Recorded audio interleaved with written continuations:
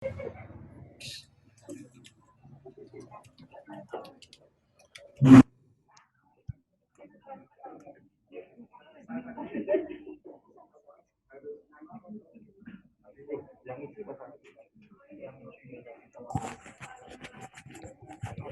lain Bapak Ibu monggo juga disiapkan untuk jurnal yang dituju.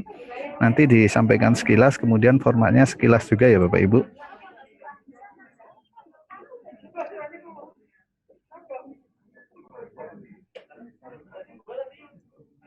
Sebentar Pak, loading. J.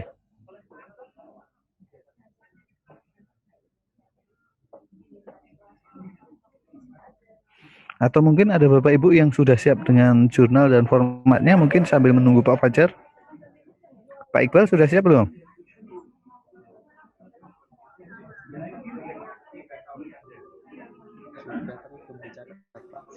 Oh, berarti di browsing.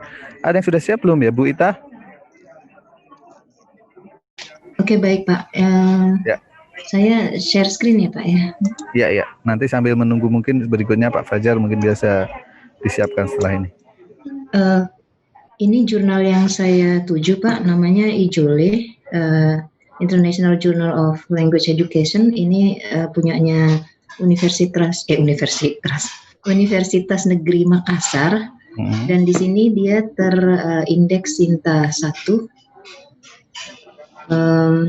Untuk yang modelnya itu hampir sama dengan modelnya yang dulu pernah saya perlihatkan ke Bapak dan juga saya presentasikan. Untuk sebentar ya Pak ya, loadingnya. Ya. Sebenarnya kemarin saya baca-baca Pak, cuman saya masih kurang percaya diri juga. Ada dalam waktu dekat nanti di akhir bulan Oktober ini kan ada kayak webinar gitu Pak untuk bahasa, terutama terkait dengan assessment. Tapi itu di Kanada dan indeksnya itu Scopus kayak gitu Elsevier yang menakutkan itulah. Jadi tadinya saya berencana karena kan baru ngirim abstrak nih Pak, saya pengen ngirim abstrak, pengen saya diskusikan dulu ke Bapak kira-kira ini sudah pantas nggak untuk dikirim begitu, tapi saya sendiri juga masih kurang pede Pak. Bentar Pak, ini kayaknya kok agak lambat, saya keluar share-nya dulu karena jadi sebenarnya kalau Bapak Ibu salah satu opsi lain, karena ini kan kita publikasi ya karya ilmiah ya. Misalnya Bapak Ibu bisa yakin bahwa artikel Bapak Ibu itu misalnya bisa dimasukkan ke sebuah proceeding atau seminar atau webinar online. Nah, webinar pasti online. Webinar dan bisa masuk proceeding dan di situ diindeks oleh misalnya Copernicus atau Scopus atau minimal yang diakui oleh di UNY lah. Nah, itu silahkan boleh juga. Karena kadang itu kan boleh research base, boleh non research base ya. Itu juga bisa. Tapi yang menjadi masalah kan sekarang untuk webinar itu kan juga tidak sebanyak dulu. Kalau dulu kan seminar bisa jadi webinar, istilahnya misalnya di Malaysia seminar yang terindeks Scopus tapi kita tidak bisa hadir, maka kita boleh melakukannya dengan melalui video conference pun bisa. Biasanya memang tapi salah satu kelemahannya adalah harganya yang biasanya kalau di US atau di beberapa negara itu minimal ya sekitar 4 sampai 5 juta. Jadi agak cukup mahal dibandingkan dengan mengirimkan ke jurnal-jurnal yang Sinta 2 atau mungkin Sinta 1 itu lebih murah yang jurnal-jurnal itu. Jadi monggo Bu Ita, mungkin sudah selesai? Ini ngambilnya lama banget ya Pak. Ini sudah saya usahakan, bahkan di luar, bahkan ini sudah keluar dari share. Saya kan sudah punya kopinya di Acrobat, tapi ini juga dibuka lama banget. Komputer saya kayaknya letih ini. Kebanyakan tugas ya. Kebanyakan tugas Pak. Jadi, aduh ya Allah. Aduh lama Pak, aduh sebentar Pak, mohon maaf. Gak apa-apa. Atau ya Allah.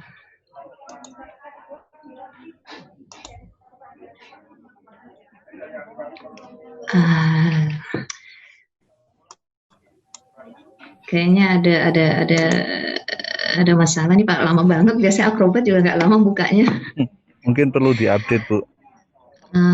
Kadang kalau buka terlalu banyak terus dia seperti itu Pak. Jadi kayaknya bukan update tapi juga upgrade Pak. Oh, Beli baru udah kepenuhan isi. nggih. Atau mungkin ada teman yang lain dulu, yang intinya buat saya untuk yang nasional mungkin saya akan ke Ijole itu. Untuk yang lain-lain kemarin saya cari saya belum cari banyak sih, cuman ketika saya melihat Ijole itu saya langsung tertarik karena dari segi bahasanya juga tidak terlalu sulit ya, kayak yang kemarin yang saya pernah diskusikan dengan Bapak, yang saya kirimkan ke Bapak itu yang untuk diskusi di awal itu kan yang mengenai TOEFL itu.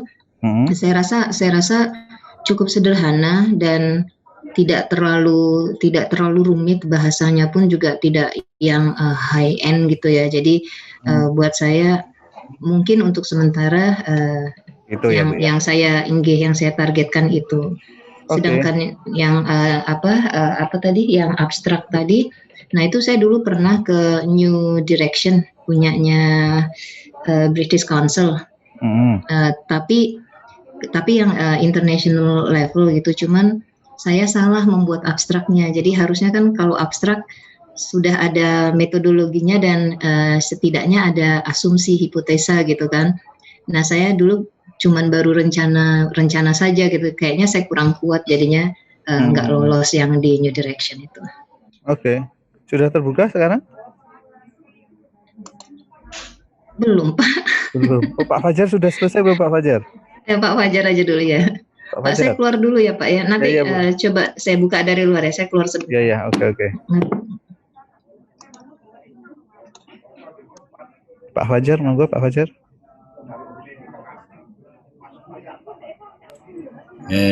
Sebentar Pak ya.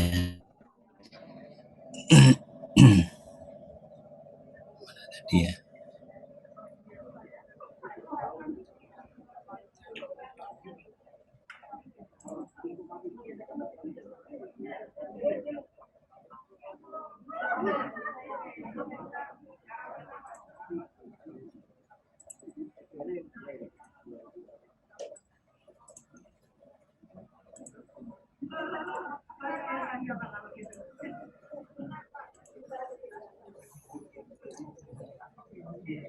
Halo Pak Nur.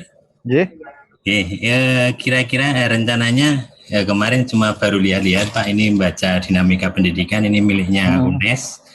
Kemudian happy juga, tetapi saya belum yakin apakah nanti topiknya atau judulnya itu sesuai atau enggak. Karena kemarin agak jauh dari pendidikan itu ya Pak ya. Ya, kira-kira kemarin topiknya seperti itu, kira-kira masuk enggak Pak Nur? Karena itu agak ada apa ya, itu mungkin lebih ke arah sosial ya Pak ya, kalau itu ya Pak ya. Ya, ke arah ke sosial. Apakah bisa ke sosial nanti? Jurnalnya dari jurnal yang agak lebih ke arah jurnal yang sosial ya Pak ya, mungkin ya Pak ya. Ada sosial dan ada kependidikannya Pak itu. Sebenarnya kalau sosial ekonomi kan dia kependudukan arahnya Pak itu. Kalau itu bisa masuk ke situ ya nanti saya cari jurnal yang arahnya ke situ Pak. Kemudian saya mungkin mengarah ke Sinta 2 Pak, yang Sinta 2 kan. Tak harus Sinta 1, yang penting istilahnya memenuhi, ini hanya memudahkan Bapak Ibu untuk syarat ujian atau yudisium besok, supaya ia mengurangi satu pikiran lah. Kalau bisa harapannya ke arah itu. Kemudian saya lihat di panduan penulisan itu sendiri memang mungkin fontnya yang yang dipersyaratkan itu kan berbeda-beda Pak, mungkin ya. Kalau di sini makanya Kalisto, kemudian 12, kemudian size-nya ukurannya A4, marginnya itu sudah mulai dilihat di situ Pak. Cuma ya itu tadi, saya masih bimbang ininya Pak. Kalau Pak Nur dengan topik seperti itu oke, berarti saya lebih condong ke jurnal yang ke sosial atau kependudukan. Mungkin lebih ke yang arah sosial juga ya Pak ya, lebih ke sosial dulu saja Pak, karena khawatirnya kalau di sini Bapak nanti kayak kemarin mahasiswa saya itu ada yang mengirim ke jurnal, submit itu, ditunggu sekitar 1 bulan itu dikembalikan ditolak, karena Ditolak. tidak sesuai skopnya. Ya, Sayang kan seperti itu. Ada yang dia ngirim ke jurnal yang lain itu nunggu 2 bulan nggak ada feedbacknya, akhirnya dia tarik istilahnya withdraw penulisannya itu. Jadi kan yang seperti itu juga perlu dipertimbangkan. ya. Sepertinya ini setahun kalau nggak salah 2 atau 3 kali publikasi Pak. Oke. Jadi bisa ancang-ancang ini Pak ininya ya. J. Kalau yang happy mungkin 2 kali Pak ya, setahun ya happy. Happy ini PEP itu JPEP atau apa? PEP Pak itu ya, happy PEP ya. Kalau JPEP jurnal happy itu setahun 2 kali ya. 2 atau 3 kali ya, saya agak lupa, Mbak Ririn yang hafal. Iya. Nah ini loh contohnya kan tadi Pak Fajar sudah menyampaikan bahwa masing-masing jurnal itu Bapak Ibu nanti mensyaratkan misalnya fontnya berbeda, kemudian batas-batas samping itu berbeda, kemudian nanti ya mana yang di bold, mana yang dimitingkan, mana yang di apa itu berbeda. Nah itu ternyata seperti ini pengelola jurnal itu kan juga tidak mau capek mengoreksi ya Bapak Ibu. Maka ketika nanti artikel itu pertama dilihat itu adalah formatnya. Kalau misalnya di situ abstrak, di situ 150 sampai 200 kata. Tapi ternyata di situ hanya 140 kata, itu langsung dikembalikan Bapak Ibu. Banyak jurnal yang seperti itu, termasuk saya pun karena mengenakkan pekerjaan reviewer, saya akan mengembalikan tidak sesuai dengan guideline, silahkan kembali silahkan diperbaiki sesuai dengan guideline itu, misalnya seperti itu.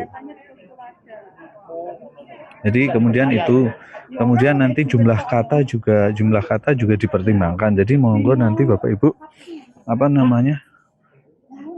mohon dipertimbangkan Bapak Ibu untuk jurnal mana yang akan dilihat, kemudian nanti pastikan bahwa itu dia, misalnya ini Bapak, coba lihat di nomor 5 dan 6, ini kan di introduction. Introduction ini kan sudah masuk ke background, kemudian teori dan tujuan penelitian itu, dan ini tidak ada kajian pustaka di bagian khusus sendiri gitu loh. Nah ini kan beberapa jurnal meminta seperti itu, tapi ada jurnal lain yang tidak seperti itu. Jadi misalnya intro sendiri, lit review sendiri, method sendiri itu ada. Jadi dipastikan nanti Bapak Ibu ada yang seperti itu. Ini yang umum, ini istilahnya IMRAT ya, itu introduction, methodology atau methods, kemudian result sama discussion, itu IMRAT biasanya yang digunakan. Nah, kalau yang model lain bisa ada juga yang misalnya introduction, kemudian lit review, kemudian method, kemudian result, dan yang terakhir ada discussion, itu ada juga. Nah, mungkin Bapak Ibu ada yang menemukan contoh seperti itu. Terima kasih Pak Fajar untuk sharing. Saya stop screen Pak ya. Bapak Ibu ini satu lagi Pak, pakai apa style ini referensinya? Oh, APA ya. Ya. Oke, mungkin Bapak Ibu ada yang menemukan contoh lain untuk guideline author guideline-nya yang berbeda dari yang disampaikan Pak Fajar tadi, misalnya modelnya saja. Kalau boleh saya sharing ya, Pak, udah terlanjur. Kalau saya alhamdulillah ini udah ada template-nya, jadi lebih enak Pak. Jadi di sini template-nya, lalu kemudian ada syarat kata 3.500 sampai 7.000, lalu kemudian keyword-nya paling sedikit 5, lalu di sini ada bagian-bagian yang harus ditulis, dia bentuknya istilahnya apa? Saya lupa. Jadi bersisian gitu ya. Jadi di sini, lalu kemudian seperti yang lain-lainnya juga menggunakan APA style. Lalu bagaimana cite di sini juga diberikan. Jadi ada acknowledgement juga di belakang. Jadi ini template yang berikan ijole tadi, dan rata-rata jurnal yang sudah yang sudah pernah saya baca dari ijole sendiri memang rata-rata hampir sama seperti ini, sama juga seperti yang tadi ya, Imret juga tadi. Jadi abstract, keywords, introduction, lalu kemudian literature review, methodology, findings and discussion, lalu kemudian terakhir ini discussion, terakhir conclusion, lalu references. Seperti itu, Pak. Seperti ini, Pak. Oh iya, kok tadi tidak muncul sampai bawah. Mohon maaf ya. Jadi ini ya, jadi ini yang beberapa contoh. Ini yang satu, lalu kemudian yang satu lagi modelnya hampir sama karena mereka mengikuti ini kan, mengikuti template-nya. Jadi modelnya seperti ini. Introduction, literature review, lalu kemudian ada bagian khusus lit review atau tidak?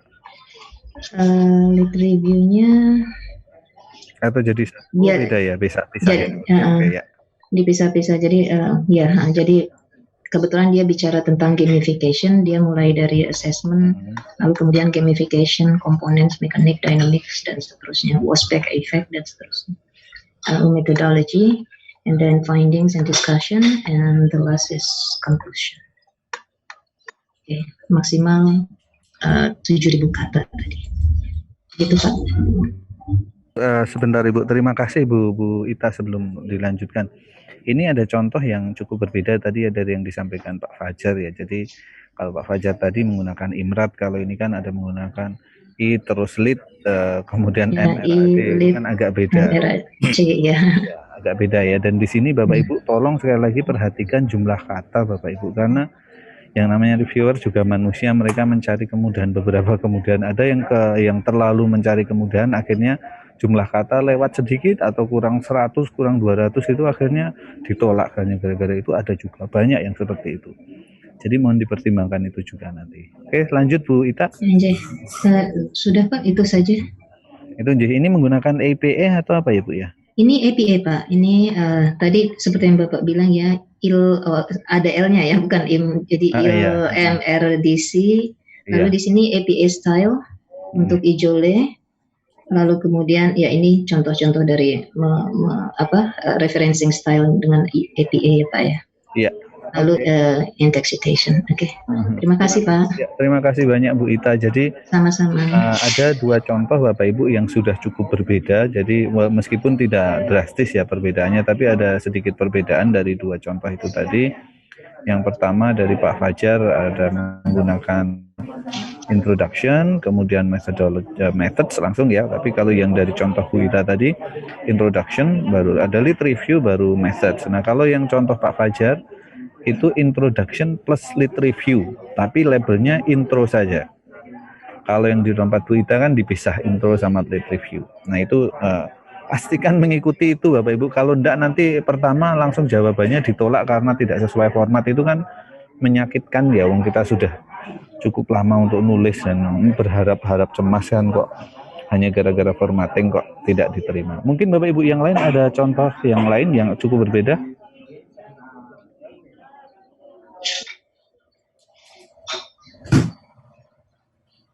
Oh, dari tadi itu saya itu ya, saya mute dari tadi ya? Enggak Pak, ada suaranya. Oh ya ada ya, oke. Jih, monggo, Bapak Ibu ada contoh yang lain?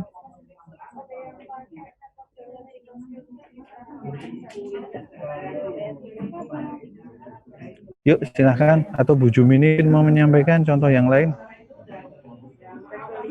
Saya baru buka-buka Pak. Oh ya, oke. Ini apa? Kalau misalkan ini kebetulan saya bukanya jurnal PIP UNJ sama Cakrawala Pendidikan, itu apakah terlalu tinggi ya Pak targetnya itu? Saya masih awam sekali. Kalau CP dia agak cukup karena dia satu-satunya jurnal terindeks Scopus di UNJ ya, maka dia agak cukup tinggi. Tapi kalau yang JPEP atau rate dia ya JPEP ya, karena JPEP kalau rate bahasa Inggris. Kalau yang JPEP kemungkinan masih ada kemungkinan yang cukup besar untuk bisa masuk, Bu.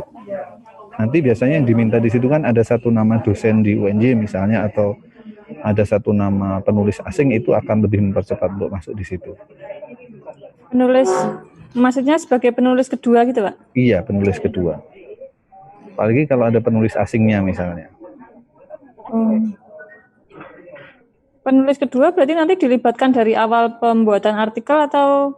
Biasanya untuk penulis kedua itu kan lebih ke arah review ya, bisa ke review. Kalau misalnya dengan dosen itu kan bisa lebih ke mereview tulisannya dari awal sampai akhir. Misalnya sudah ada draftnya, kemudian direview, diperbaiki seperti itu. Itu bisa. Oh iya Pak. Di tulisannya yang di jurnal PEP itu, tadi saya sempat baca itu kalau semua Bentar.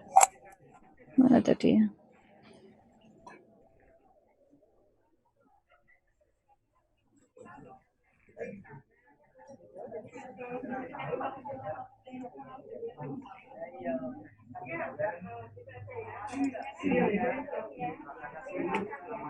Gimana, Bu?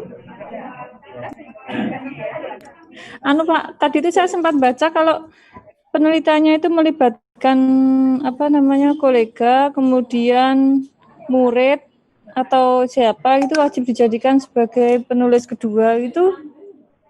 Saya belum paham ya Pak, maksudnya itu gimana ya? Coba Bu, pasalnya yang mana Bu, karena kalau enggak baca sendiri bingung biasanya memaknainya. Oh iya Pak, ini tak cari kok menghilang lagi. Atau mungkin sambil menunggu dulu ya, ada yang lain. Ini ada, sebentar, Pak Abdul Rahim mungkin sudah mengirim file ya Pak Abdul Rahim ya, terima kasih. Iya Pak, mohon maaf Pak, baru saya kirim. Ya Pak. Coba Pak Abdul Rahim untuk jurnal yang dituju apa Pak? Saya bisa screen. Ya, share screen. Coba sambil menunggu Bu Jumi nih.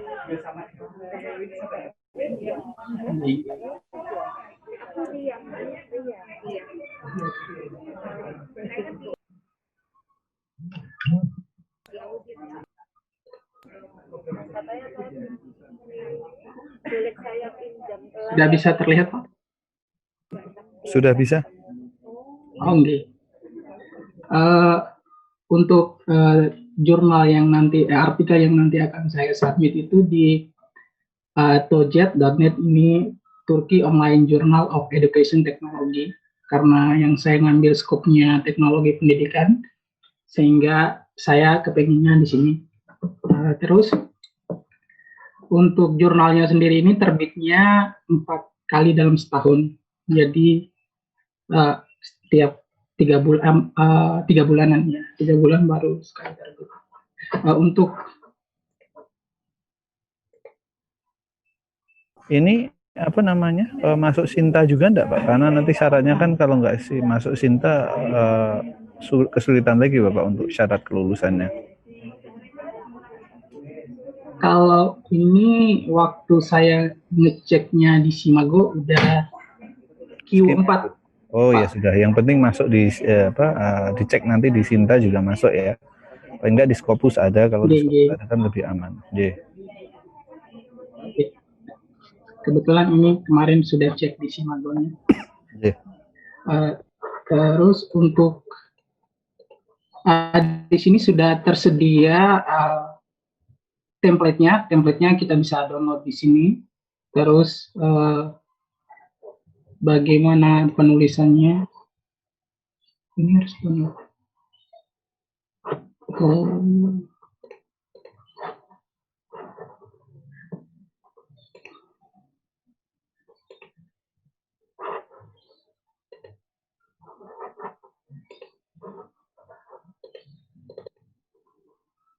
Oh iya, mohon maaf. Ini untuk template-nya. Jadi di sini template-nya dia memberikan contoh penulisannya, abstraknya seperti apa, introduction-nya. Terus di sini sudah ketentuan dari halamannya 2,5 marginnya kiri kanan. Terus ada note-nya. Nanti waktu kita ngirim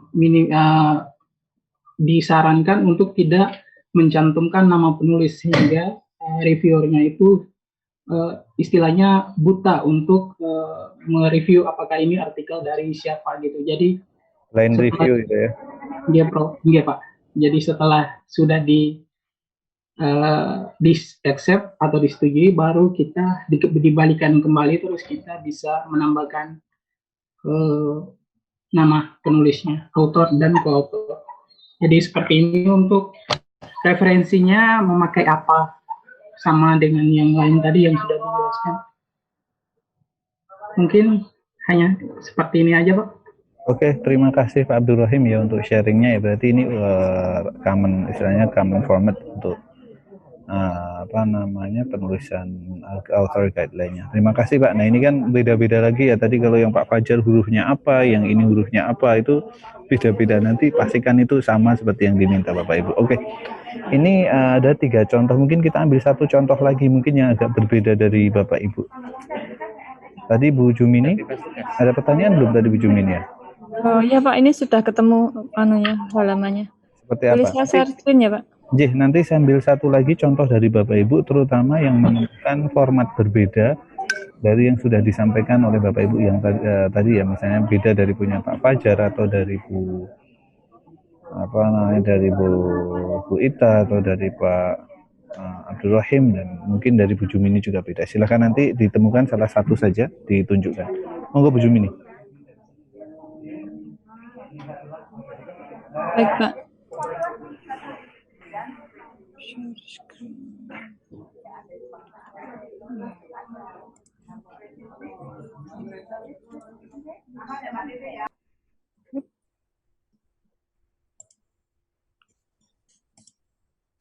Sama-sama.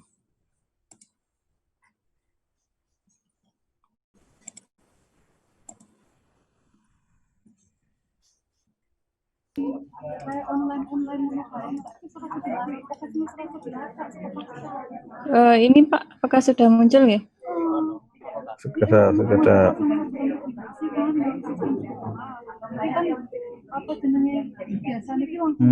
Sudah Bu, sudah. Ini untuk yang jurnal PEP. Yang tadi mau saya tanyakan itu yang ini Pak. Ini di bagian ini yang nomor 6 ini. Yang siapapun yang terlibat dalam penelitian itu seharusnya di-include sebagai penulis kedua. Itu maksudnya bagaimana ya Pak? Oh ya, itu istilahnya yang terlibat dalam penelitian itu yang misalnya membantu penelitian, bukan subjeknya Bu. Jadi misalnya Bu Juminah penelitiannya dengan suami di situ atau dengan koleganya siapa itu kan. Kemudian misalnya ada satu misalnya Bu Jumini ini dosen, kemudian ada satu mahasiswa yang membantu Bu Jumini, maka dia namanya harus masuk di situ. Misalnya membantu pengumpulan data, dan nama supervisor atau reviewer atau siapapun yang membantu untuk mereview itu biasanya diminta untuk dimasukkan sebagai Kalau Pak, ini kan saya evaluasi program, kemudian penyelenggara program itu kan seluruh anggota kelompok yang dalam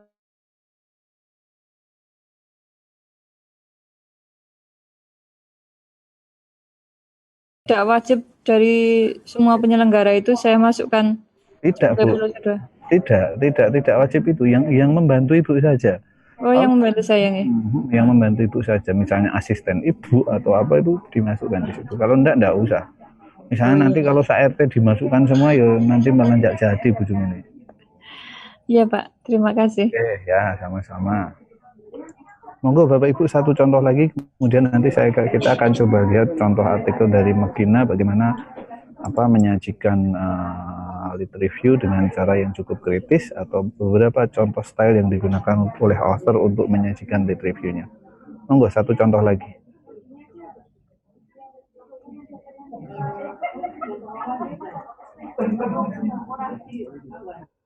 Jih, monggo.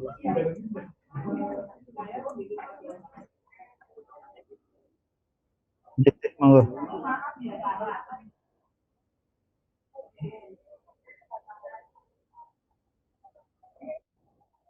Jih.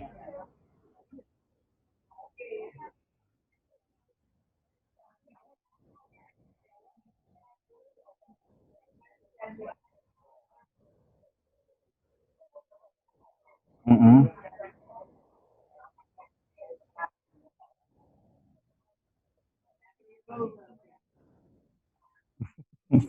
Ya Pak, ini bisa Pak, tapi dia cukup tinggi istilahnya karena AIRA itu kan termasuk salah satu organisasi yang cukup apa namanya cukup bergengsi ya.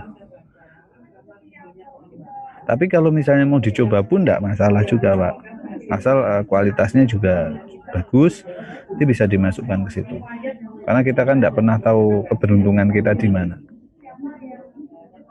Tapi ya itu tadi dipastikan bahwa kualitasnya bagus dulu. Bapak misalnya meta analisis ya benar-benar meta, benar-benar semua apa data provider, data provider atau semua apa sumber apa sih istilahnya itu yang kayak ProQuest, kemudian Google Scholar dan lain-lainnya itu sudah ditapis sampai habis, kemudian dilaporkan di dalam artikel Bapak. Bisa Pak. Kalau ini apanya namanya author guideline-nya sama atau tidak Pak?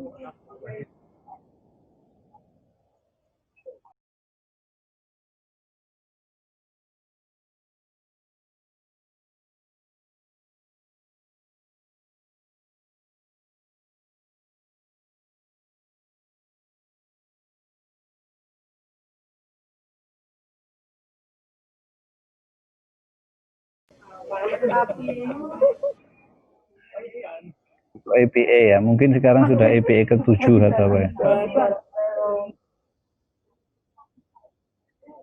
Oke, ya.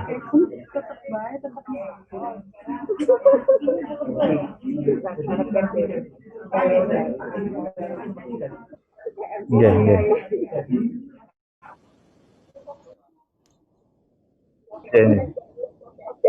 Oke. Ya, tapi ya terima kasih Pak Ahmad Syafi'i, ini tadi mirip ya atau oke. Terima kasih Bapak Ibu yang sudah sharing. Apakah ada Bapak Ibu yang mau sharing lagi Pak? Saya pengen kesempatan untuk sharing misalnya. Saya tunggu. 1, 2, 3, 4. Mbak Adila bisa Pak? Oh Mbak Adila, monggo. Gimana Pak? Terakhir ya. Mau ya. Saya share screen dulu. Oke.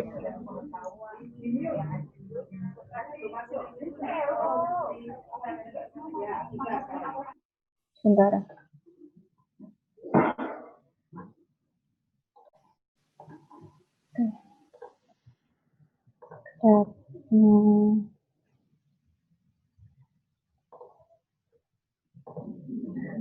Sudah muncul teman-teman semuanya?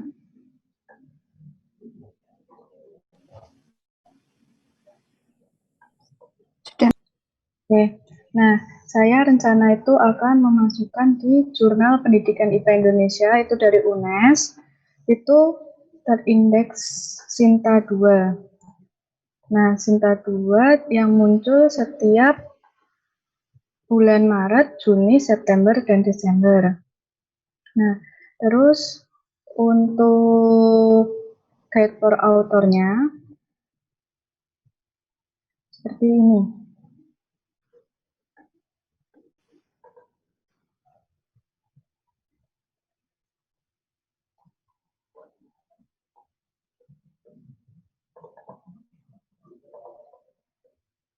Jadi ini udah ada template-nya. Terus untuk yang ingin submit, saya share screen lagi. Bentar.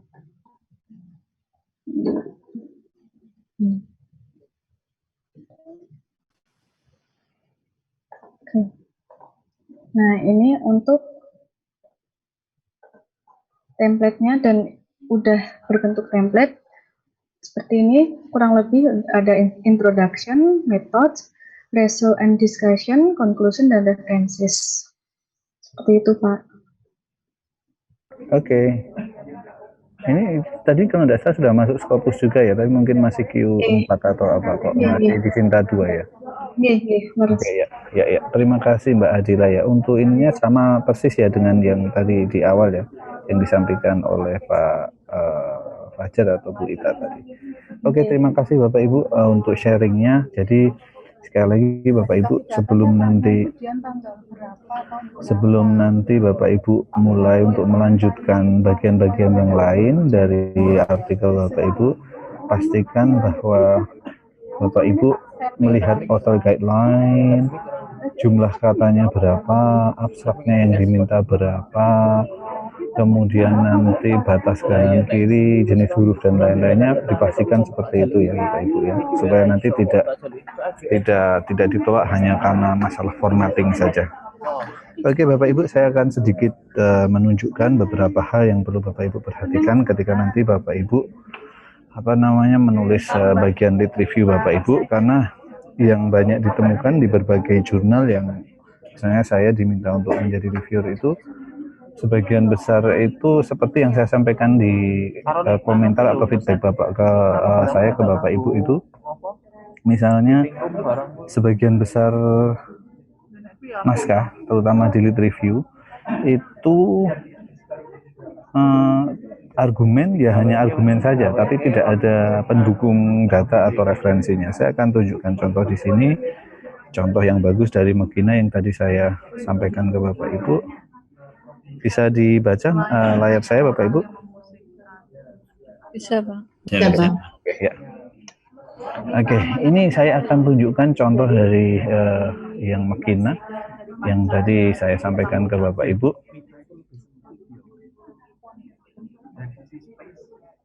Oke, jadi ini Bapak Ibu, di Megina ini dia hampir di setiap argumen yang dia sampaikan di bagian ini, di bagian digital literacy-nya dia itu didukung oleh referensi yang cukup banyak. Misalnya ini, dia di sini menyampaikan bahwa penemuan atau perkembangan media elektronik sudah merambah ke arah literasi juga, dari bentuk print menjadi hipermedia dan juga sosial media. Ini kan referensinya banyak di sini Bapak Ibu. Kemudian dia juga menyampaikan lagi ekspansi ini istilahnya dikonseptualisasikan dalam bla bla bla dan termasuk pada literasi media.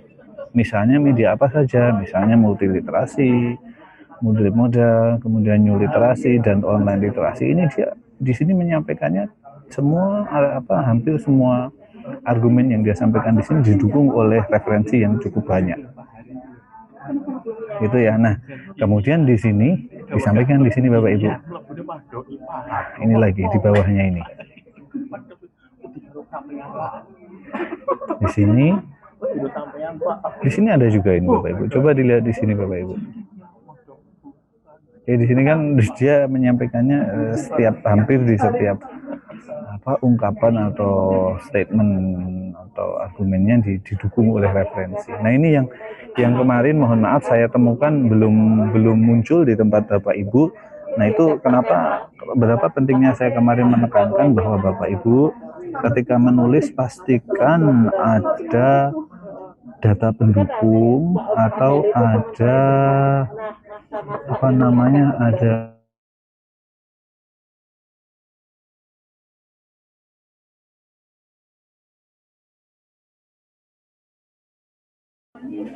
Oke, nah kemudian mohon maaf Bapak Ibu, saya akan melanjutkan Bapak Ibu.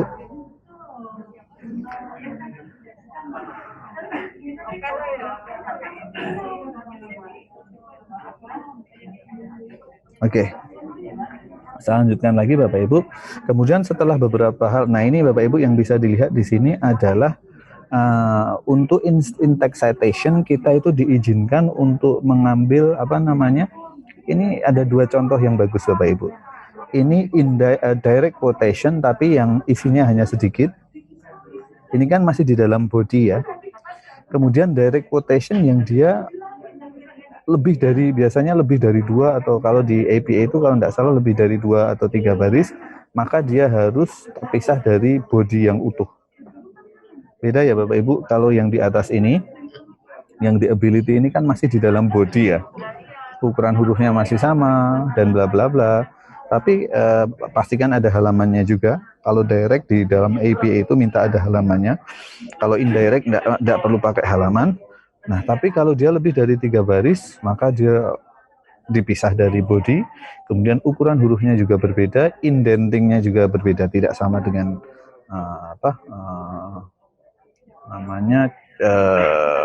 sectionnya yang asli. Sebentar, ini kecoret tadi Bapak. Oke. Seingat saya 40 kata atau lebih Pak APA. Iya. Yang bentuk blok sendiri ya. Ada yang biasanya baris, ada yang mengatakan dia baris atau apa ukurannya, masing-masing ada konsensusnya. Monggo nanti bisa dicek lagi apakah itu tergantung kata atau tergantung barisnya, silahkan nanti dicek lagi ya. Kalau tidak salah dulu ada yang menyatakan itu tergantung baris, ada yang menyatakan jumlah kata mungkin ya. Silahkan nanti dicek ulang ya. Oke, lanjut. Aduh. Ini touchscreen malah merepotkan ternyata. Oke. Ya. Berikutnya ini Bapak Ibu, coba dilihat di bagian ini Bapak Ibu. Di bagian ini tidak ada sama sekali referensi yang digunakan. Tapi apa isi dari sini? Ini isinya adalah pertama bagian yang kritis, critical review dari yang ingin Bapak Ibu sampaikan. Jadi dari setelah membaca ini tadi, banyak hal ini tadi, mulai dari sini, mulai dari atas ini tadi, dari digital literacy sampai di sini, bla bla bla sampai ke bawah, dia kan menggunakan beberapa referensi, mungkin puluhan referensi, kemudian dia menyampaikan standing positionnya. Oke. Bahwa saat ini si adolescent memiliki lebih positive view terkait dengan bla bla bla. Ini adalah standing positionnya dia. Nah, ini Bapak Ibu, bagian ini kalau boleh jujur Bapak Ibu, nanti bagian ini akan menunjukkan seberapa kritikal, seberapa kritis lit review yang Bapak Ibu buat itu ada di sini. Jadi nanti seberapa dalam pemahaman Bapak Ibu terkait yang Bapak Ibu tulis, terkait summary dari yang Bapak Ibu tulis, terkait dari istilahnya selain summary itu paraphrase yang Bapak Ibu gunakan di bagian atasnya, ini adalah standing position Bapak Ibu. Ini bisa berupa ringkasan, tapi biasanya ini adalah bagian dari review kritis Bapak Ibu, dan juga Bapak Ibu itu misalnya di sini membandingkan. Kalau ini kan di awal dia membandingkan dulu ya, di bagian ini dia masih membandingkan. Ini sebentar, ini sampai sini dia masih membandingkan, mengkontraskan di sini ya. Oke, tapi kemudian dia menunjukkan posisinya dia atau standing posisinya ada di sini. Oke, nah inilah yang akan digunakan oleh penulis itu untuk membangun frameworknya dia.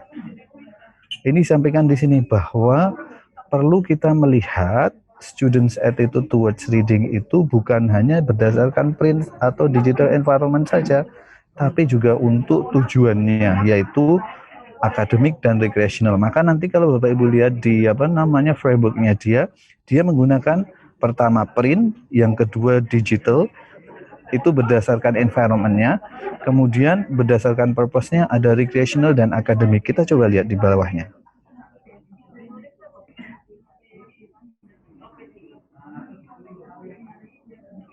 Nah, coba Bapak Ibu lihat di sini. Nah, inilah framework yang dia gunakan. Tadi bahwa membaca itu dilihat dari environment-nya, ada digital, ada print.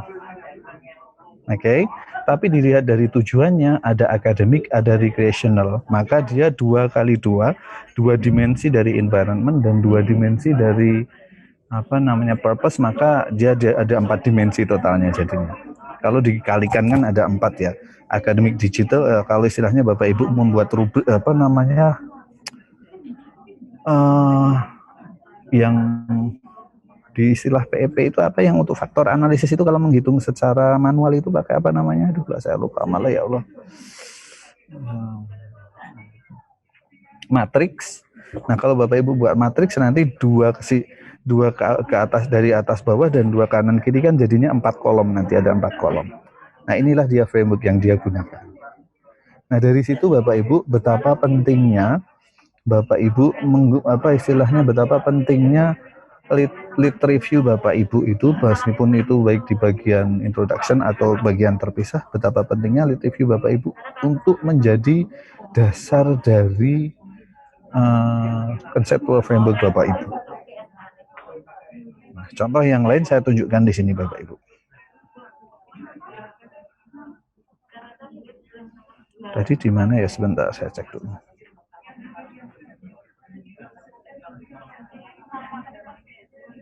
Sebentar, tadi saya sudah highlight lagi kok. Taruh mana tadi ya, malah jadi lupa, maaf.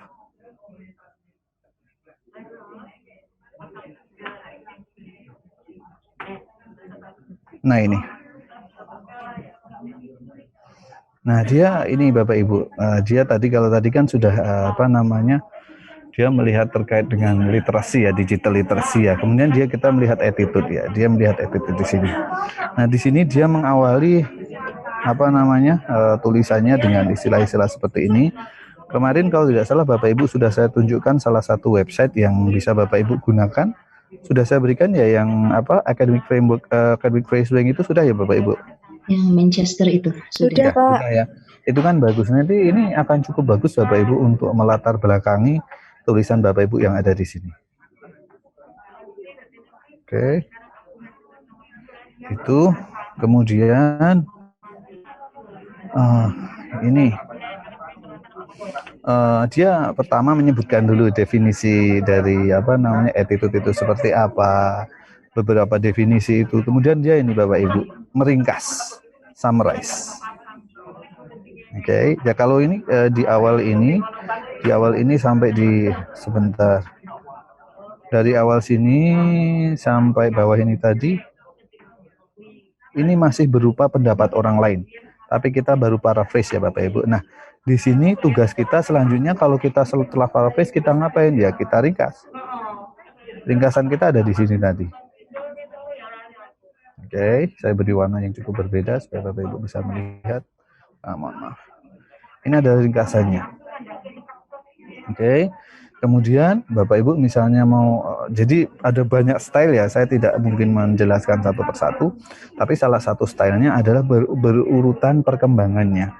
Misalnya perkembangan attitude itu kan awalnya seperti apa, kemudian konsep dasar itu diperbaiki atau dihaluskan lagi oleh siapa. Misalnya kalau dulu itu Bapak Ibu mungkin lihat si taksonomi Bloom itu ya. Taksonomi Bloom kan awalnya seperti apa, kemudian setelah 2001 di-refine oleh siapa menjadi seperti ini, itu kan terlihat sekali Bapak Ibu. Nah, di sini Bapak Ibu bisa menggunakan model itu. Tapi intinya nanti Bapak Ibu pastikan bahwa Bapak Ibu menunjukkan memiliki istilahnya standing position dari Bapak Ibu masing-masing. Oke. Jadi misalnya di sini. Ini kan dia conclusion-nya dia sekaligus standing position-nya dia. Dia ingin menyatakan bahwa ya kalau yang namanya attitude itu ada positif, ada negatif. Kemudian dari sini karena framework-nya besarnya dia kan attitude, tapi dalam reading maka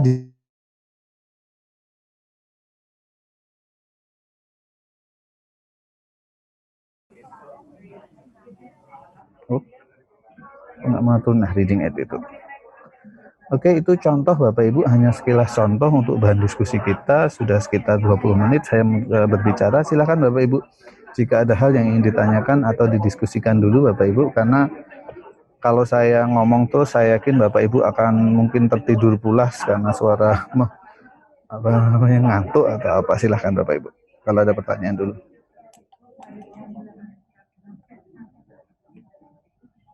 Monggo.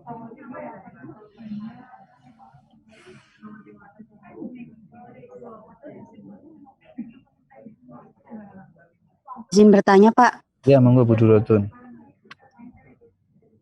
Jadi kan saya tadi udah juga nemu Pak tujuan saya mau publish kemana. Tapi di sana itu kayak menyampaikan untuk mengutamakan hasil suatu penelitian gitu Pak. Terus kan kemarin punya saya itu cuma hasil kayak review gitu ya. rekayasa data gitu aja Pak, terus dijadikan sebuah hasil. Ya, itu tuh berarti saya nggak bisa gitu ya Pak? Atau gimana Pak? Bu Dr. Nafisa kemarin kalau nggak salah yang matematika itu ya Bu ya, apa item respons itu ya Bu ya, Iya Pak. analisis butuh itu kalau coba dilihat Ibu itu penelitian atau bukan? Kayaknya itu kan termasuk penelitian juga meskipun hanya coba-coba kan Bu? Oh iya, oh itu penelitian ya Pak. Nah saya itu bingung bagian itu Pak. Kalau nggak salah gini. yang namanya uji, coba dicek itu salah satu cabangnya kalau nggak salah dia, saya agak lupa ya, analisis, meskipun dia bukan nggak ngambil data di lapangan, tapi kalau Ibu coba lihat nanti kayak itu istilahnya uji,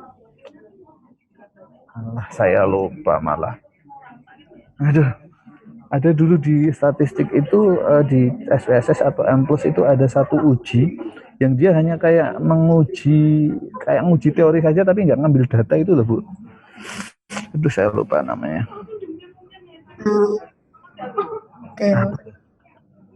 Apa ya, saya lupa Bu namanya. Saya juga kurang tahu Pak. Ada, tapi jadi dia hanya kayak menguji teori dari data bangkitan itu loh Bu. Ada. Kalau mau lebih jelas nanti bisa bertanya kepada Bu Heri, Prof Heri. Ada kelas dengan Prof Heri enggak? Ada. Silakan ditanyakan ke beliau kalau jenis penelitian ini masuk ke penelitian apa ya Bu, karena beliau kan lebih ke arah matematika ya, karena saya kalau dari bahasa saya tidak tahu jenisnya penelitian apa, tapi saya pernah membaca beberapa contoh artikel hasil penelitian itu dilaporkan sebagai hasil penelitian meskipun dia hanya menguji coba data saja, hanya sebatas menguji coba data. Jadi tidak mengumpulkan data tapi menguji coba saja. Gitu nggih Bu Dodotun, saya lupa ya nama itunya apa ya Bu. Sebentar saya coba, kalau lihat ada tak coba cek ya. Terima kasih. Sama-sama, sebentar Bapak Ibu tak coba lihat. Oke Pak.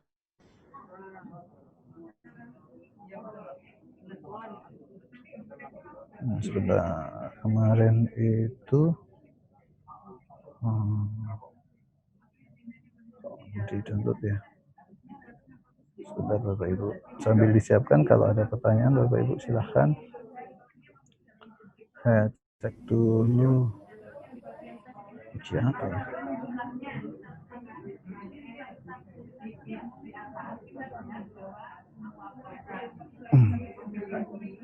Aduh, nggak muncul ya.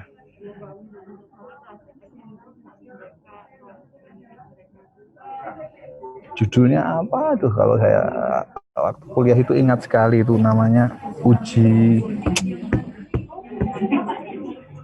Aduh saya mohon maaf lupa ini apa, memorinya mungkin banyak yang terhapus, mohon maaf.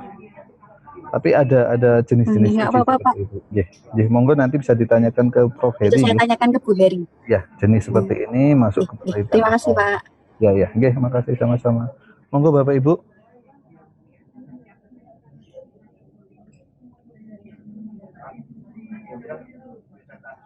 Nah, untuk minggu depan Bapak Ibu, saya sangat ingin melihat Bapak Ibu sudah mengumpulkan draft untuk introduction Bapak Ibu yang disertai pertama Bapak Ibu referensi atau data pendukung yang updated dan juga lengkap Bapak Ibu. Kemarin kan sudah ada ininya ya, introduction-nya, gap-nya sudah saya sampaikan, contoh-contohnya, meskipun Bapak Ibu yang baru mengumpulkan juga saya berikan feedback, gap-nya tolong ditambahkan di sini. Gap itu biasanya kemarin saya sampaikan mengapa, apa yang akan menjadi novelty dari penelitian Bapak Ibu ini, atau apa yang membuat penelitian Bapak Ibu ini berbeda dari penelitian sebelumnya. Itu kan salah satu ciri gap yang mudah untuk didapatkan ya. Meskipun gap itu sendiri kan kalau boleh dikatakan kesenjangan antara teori dan praktis seperti itu, tapi kan itu terlalu namanya teoritis. Nah, kalau yang lebih mudah didapatkan contohnya itu tadi. Kemudian nanti intro, tapi sudah ada referensi dan juga data yang lengkap Bapak Ibu, supaya nanti sudah cukup matang untuk intronya. Dan pastikan Bapak Ibu jurnal mana yang ingin dituju atau di aim, kemudian aim outline artikel Bapak Ibu, jurnalnya namanya apa. Di situ dilihat bagian intro kalau ada maksimalnya berapa persen. Harus mencakup apa saja di bagian intro itu. Apakah perlu ada research question atau tidak perlu ada research question, atau tidak disebutkan bahkan. Itu kan masing-masing jurnal memiliki gaya sendiri-sendiri Bapak Ibu. Itu yang ingin saya lihat dari hasil untuk minggu depan Bapak Ibu. Jadi 7 hari ini, minggu depan itu libur, mohon maaf. Berarti 2 minggu lagi. Cukup panjang waktunya ini Bapak Ibu jadinya. Lebih matang Pak. Alhamdulillah. Harus lebih matang ya, janji ya Bapak Ibu, harus lebih matang untuk 2 minggu ke depan. Nggak boleh ada excuse, Pak kemarin belum sempat. Jangan, nggak ada excuse lagi, karena 2 minggu Bapak Ibu. Cuti bersama Pak. Cuti bersama ya, piknik bersama ini nanti. Oke, jadi dipastikan ya Bapak Ibu, intronya diperkuat lagi supaya nanti bisa bagus. Bapak Ibu bisa kalau artikelnya bagus masukkan ke JPEP atau RATE, atau kalau mau yang lebih bagus ya itu tadi yang terindeks Scopus, supaya nanti namanya Google Scholar-nya juga naik. Atau Bapak Ibu kan keren kan, biasanya kalau punya Scopus dari lembaga masing-masing, bagi Bapak Ibu yang sudah memiliki lembaga bekerja itu biasanya kan dapat insentif juga, karena itu meningkatkan derajat institusi Bapak Ibu. Oke, monggo. Mungkin ada 1-2 pertanyaan Bapak Ibu.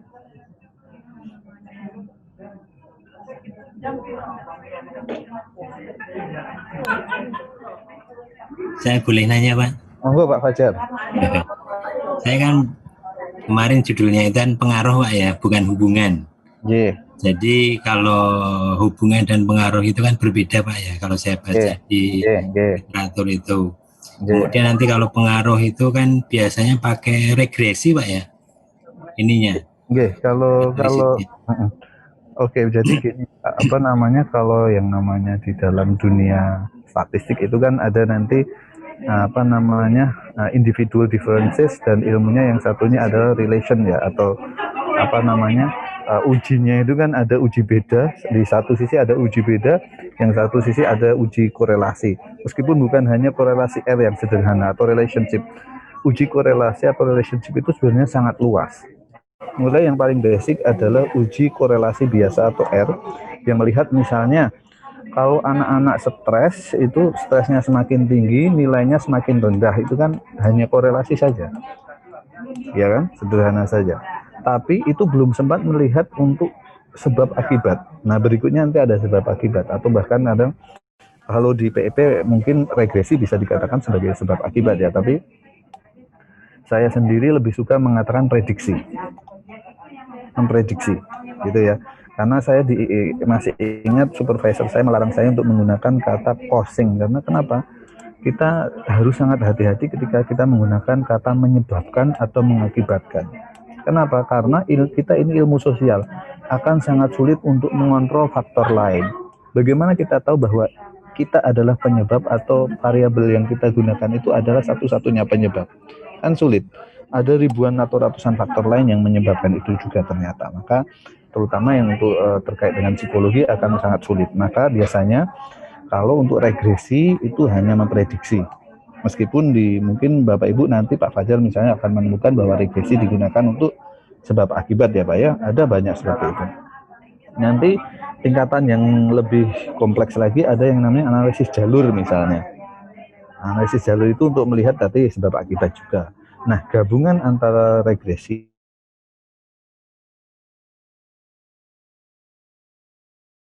yang di situ ada faktor analisis, kemudian ada gabungannya itu tadi antara regresi dan multiple dan analisis jalur, yang biasanya istilahnya kita sebut ya structural equation modeling atau SEM biasanya nanti. Nah, kalau Bapak Ibu mungkin di S2 kayaknya ada SEM. Nanti Bapak Ibu percayalah, kalau Bapak Ibu sudah tahu SEM, Bapak Ibu mau nulis artikel asal datanya banyak, itu tingkat ke harga jual artikel Bapak Ibu itu tinggi. Kalau Bapak Ibu menggunakan SEM itu tadi ya, harga jualnya tinggi. Misalnya di DP atau di beberapa jurnal internasional itu jauh lebih mudah jika menggunakan analisis data yang kompleks dibandingkan analisis data yang sederhana. Tapi ya harus jelas bahwa discussion-nya juga cukup dalam dan matang, itu harus juga salah satu syarat, karena kalau itu tidak bisa ditinggalkan. Tapi jika dibandingkan diskusi bagus, artikel A diskusi bagus, artikel B diskusi bagus, Tapi analisis data yang digunakan lebih kompleks salah satu, maka yang lebih kompleks itu biasanya lebih diutamakan. Apalagi kalau lebih kompleks terus penulisnya salah satunya dari dua negara yang berbeda, itu lebih diutamakan lagi. Itu jauh lebih diutamakan karena biasanya jurnal itu kan nilai plusnya ketika dia ada author dari luar negeri. Nanti Bapak Ibu ada nggak di PEP yang dari luar negeri, ada nggak ya? Ada Pak. Dosen kita. Siapa? Dosennya siapa? PP, Bu Salina. Oh, Bu Salina. Oh iya Bu Salina, saya kenal dulu, sempat bareng presentasi di Malaysia. Iya, Bu Salina bisa, mungkin kalau misalnya beliau berkenan jadi co-author juga, kalau beliau berkenan ya. Itu bisa juga. Nah, kalau misalnya enggak ada, kan bisa juga ambil dari beberapa prodi yang lain. Misalnya dari di prodi bahasa Inggris itu ada 2 mahasiswa internasional kalau enggak salah. Shelby dan lupa saya namanya. Gitu nggih Bapak Ibu. Pak Pajat. Baik Pak. Nggih. Baru proses belajar Pak. Tidak apa-apa Bapak Ibu, saya juga masih belajar, saya juga belum penulis yang banyak bagus kok. Jangan khawatir. Monggo, ada Bapak Ibu yang ingin bertanya lagi, silahkan. Mungkin satu pertanyaan lagi. Wah, ini sudah semangatnya, sudah mau liburan Pak, sudah Jumat. Sudah Jumat Pak, besok Sabtu mau liburan, minggu depan sekalian ngeblas, Senin Selasa Rabu kan sudah cuti bersama toh Bapak Ibu? Iya. Iya, kalau keputusan 3 menteri sudah cuti bersama katanya. Bapak, kalau misalnya saya sudah punya data, tapi udah agak semester kemarin gitu, saya ambil dalam waktu 1 semester. Karena saya kan bukan orang pendidikan, jadi nggak terlalu banyak tahu tentang metodologi yang saya lakukan maksudnya. Jadi kalau misalnya saya mengambil metodologinya itu dengan mengadakan pretest dan posttest selama 1 semester, dengan datanya itu 10 kelas, per kelasnya kurang lebih 30 orang sampai 35 orang. Lalu kemudian dengan materi yang kemarin sudah saya diskusikan ke Bapak, local content kemarin, lalu selama 1 semester kan tetap ada treatment ya untuk skill-skillnya. Tapi di akhir kan kelihatan di materi yang mana mereka mendapatkan nilai yang lebih baik gitu dengan skill yang sudah diberikan. Itu seperti itu bisa ya Pak? Itu kalau Bu Ita bisa, Bu Ita sama yang di depan saya ini juga Bu Ita, Bu Roswita kebetulan, ini Bu Desi. Kalau Bu Ita bisa mendapatkan referensi yang bisa mendukung itu, bisa sah-sah saja Bu.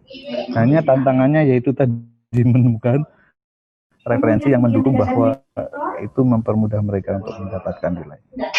Atau bisa Ibu lihat dari div-nya mungkin Bu, kalau Ibu sudah belajar.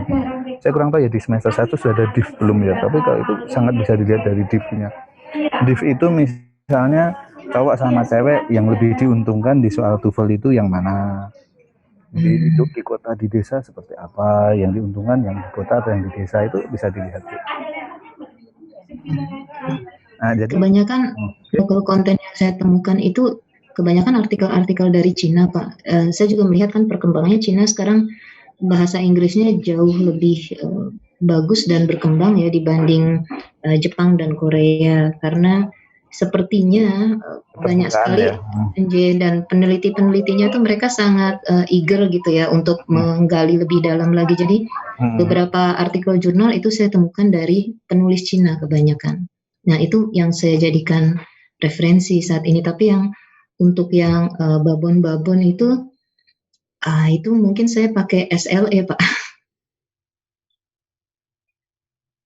Second language analysis. Yang penting yang penting Ibu ada referensinya. Kalau pastikan tapi ya Bu ya bahwa referensi itu sejalan dengan yang akan Ibu tulis, karena nanti jangan sampai sudah terlalu jauh, pas terlalu jauh itu Ibu, aduh ternyata enggak ada, itu kan sayang waktunya. Oh baik, itu ya Bu. Terima kasih. Sama. Ini sepertinya Bapak Ibu yang lain sudah kurang konsentrasi ini. Ya sudahlah, sudah halal lah, ini sudah hampir 75 menit ya kita ya. Dianggap halal ya Bapak Ibu untuk pertemuannya. Pak. Bapak lagi arisan ya, rame banget di belakang. Enggak, ini apa namanya, ada akreditasi dulu, persiapan akreditasi di Safir, jadi cukup semarak di ruangan ini, ada sekitar mungkin 30-an orang, jadi cukup ramai. Mohon maaf ya Bapak Ibu karena Nggak apa-apa Pak, santai aja. Oke, gitu ya Bapak Ibu. Terima kasih Bapak Ibu untuk hari ini. Nanti untuk 2 minggu lagi tagihan saya seperti itu ya Bapak Ibu, supaya saya bisa mulai menilai kerja progres Bapak Ibu. Begitu tadi tagihannya dalam 2 minggu. Intro sudah difinalisasi, pastikan ada gap di situ, kemudian pendukung data atau data pendukung atau referensi pendukungnya juga harus ada untuk tiap argumen yang Bapak Ibu sampaikan di situ. Begitu Bapak Ibu, nggih. Oke, terima kasih Bapak Ibu, sehat-sehat selalu. Kalau liburan panjang ya tetap jaga diri Bapak Ibu, jangan pergi ke tempat umum dulu. Semoga kita senantiasa terbebas dari COVID. Amin. Saya akhiri Bapak Ibu, izin diakhiri ya. Terima kasih sekali lagi. Ya, Assalamualaikum warahmatullahi wabarakatuh. Waalaikumsalam warahmatullahi wabarakatuh. Waalaikumsalam. Terima kasih Pak. Terima kasih Pak Nur. Terima kasih Pak Nur.